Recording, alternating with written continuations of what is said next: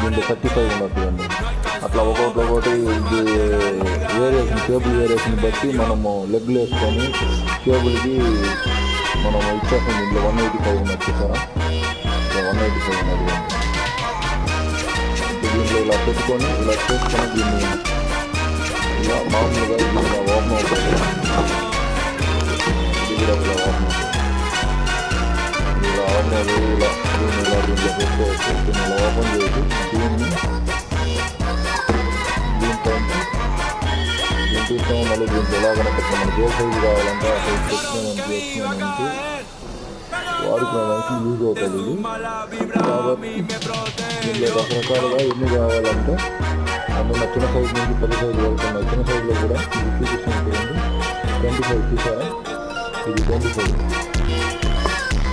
ఎంత చిన్నదంటే కూడా